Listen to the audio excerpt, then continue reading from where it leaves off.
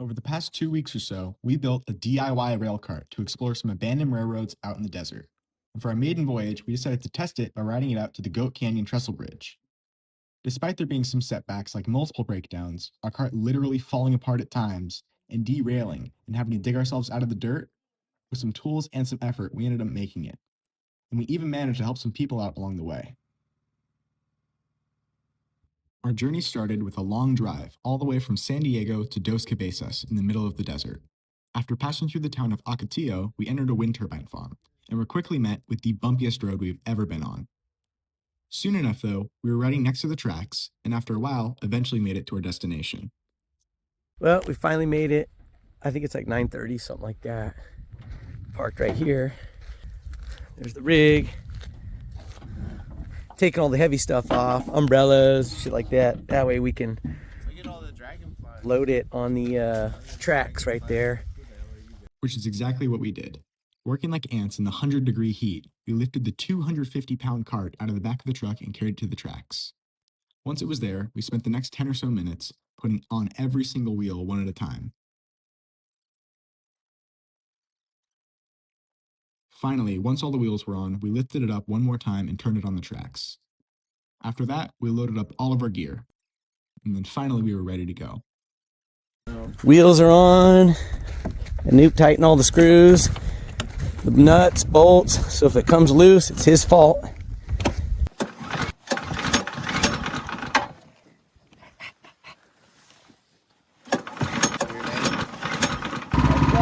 It's ready. Oh, good.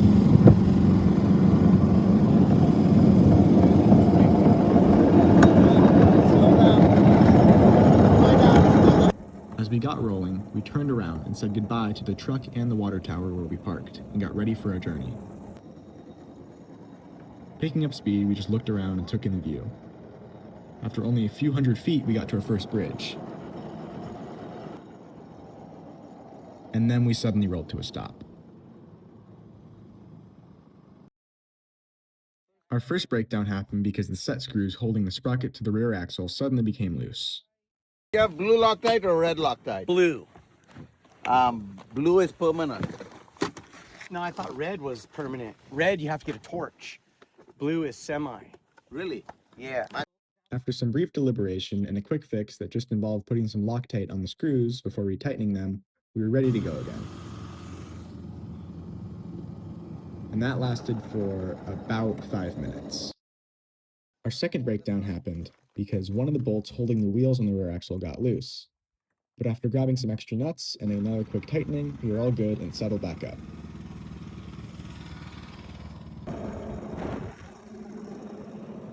As we picked up speed on the rails, we started entering the mountains. All around us were hills made of thousands of boulders, some of which looked like they could fall on us at any second. Coming around a corner, we could finally see the huge valley ahead of us that we'd soon be riding along. Soon after, we spotted our first tunnel. This one was pretty short, so we didn't need to use our spotlight to see.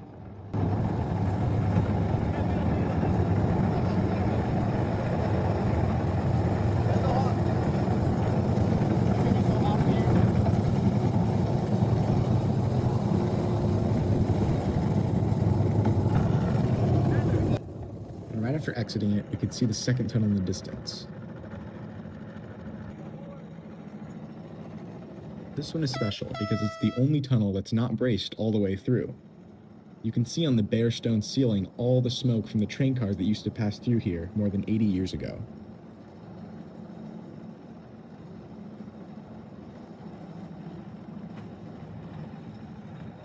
Coming out of the tunnel, we enjoyed the scenic view, but only for a moment. What'd you notice? We're missing all the axle bolts.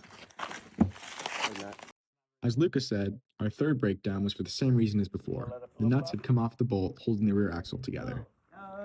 While they tinkered with that, I took a moment to enjoy the view before we started the engine up once again and kept rolling. Look, it's all toasted. Man. Anoop only got to enjoy his sandwich for about 600 more feet though, because we suddenly ground to a stop. Our wheel came off. We got to work searching for the missing pieces of the wheel fixture, and after collecting them, made our way back to the cart. Because we didn't find the cotter pin, we made do with the length of wire that we brought. With our DIY pin in place, we got moving again.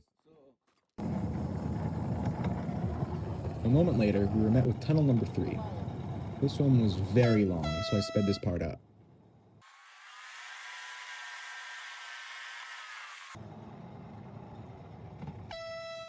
Once outside, we had to watch for rocks that might be in the way of the cart. Unfortunately, the wheel came off again. This time though, we found everything much quicker, and a noob got to work making an improved DIY pin.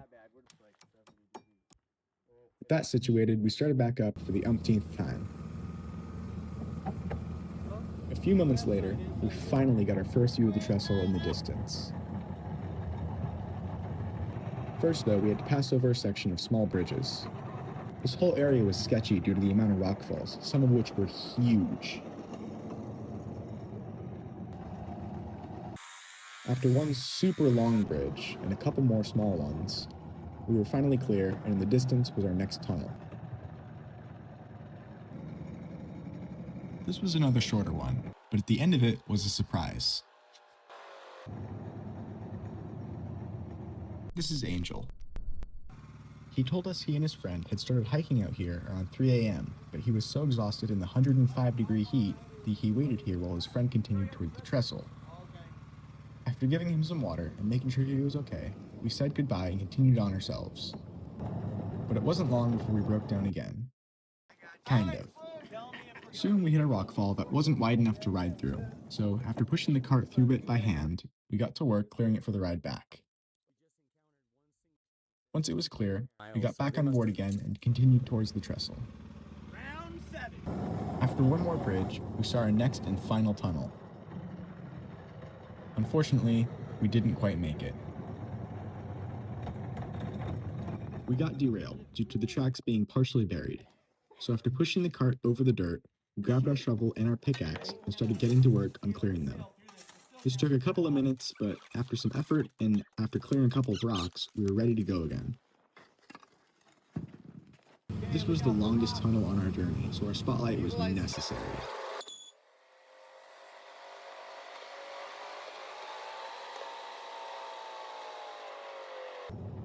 Upon exiting though, we were finally on the last leg of our journey, and could see what would have been our final tunnel if it hadn't collapsed.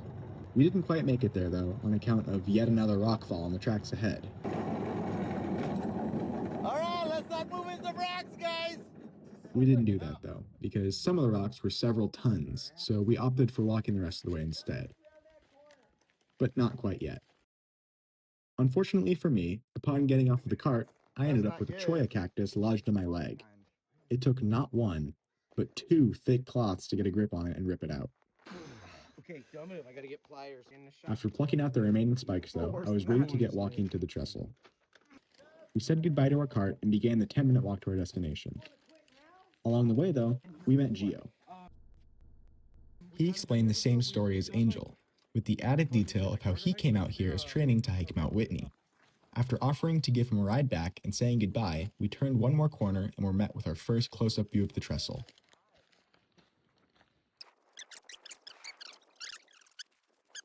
The rest of the walk went quickly, and after arriving, we took some photos and climbed underneath to eat our lunch. Around half an hour later, we set off again to walk back to the cart.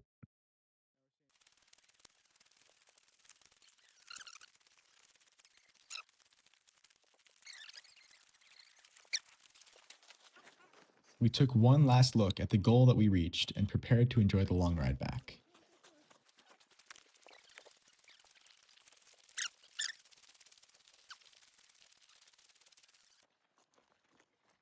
Don't trip.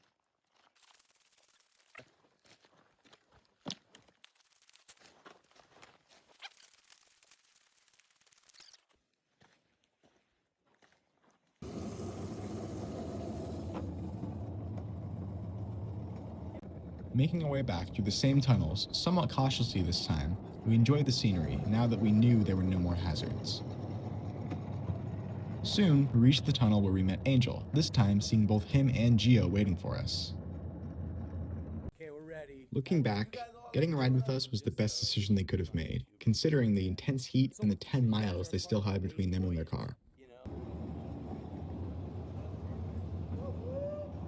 After we got rolling, the next hour or so was pretty smooth sailing, so I'll shut up for a bit.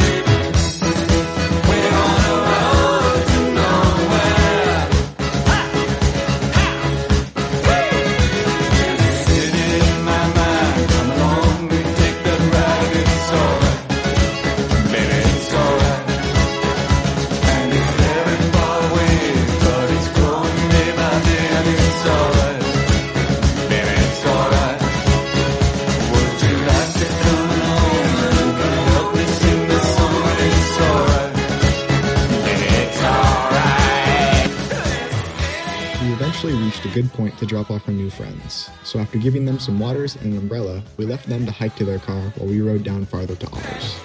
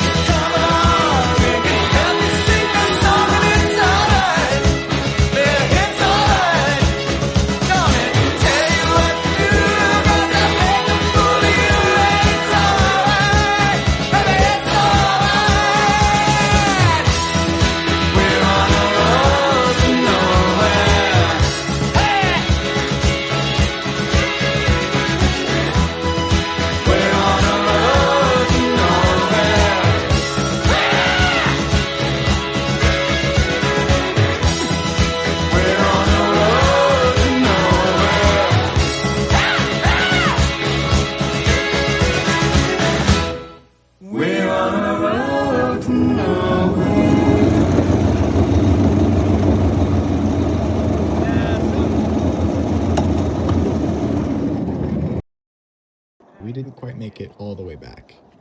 The set screws for the sprocket managed to come loose again, this time only half a mile from the end.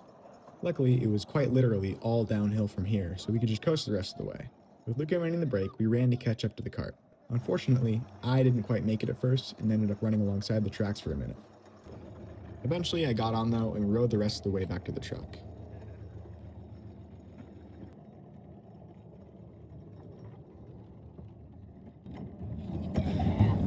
That's what I'm talking about! That's what I'm talking made about! it back! We did it, buddy. We did it, man. We had to set aside our excitement for now though, because there was still some work to be done. Working like ants again, we unloaded everything off of the cart, turned it on the tracks, and again spent about 10 minutes taking off all the wheels.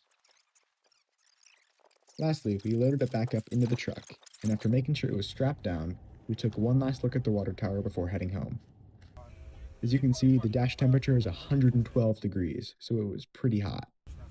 Overall, though, the whole trip was a great success, because despite a few setbacks and problems, we made it to our destination and back, and even potentially saved a couple of lives in the process.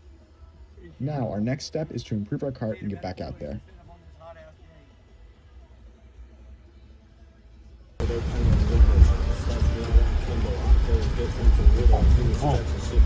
Temperature still says 112. Do you think that's what it is on there? Yeah. And we're at the 112 mile marker. That's wild. You think it's really 112? Or is this just windshield? Yeah, it's 109.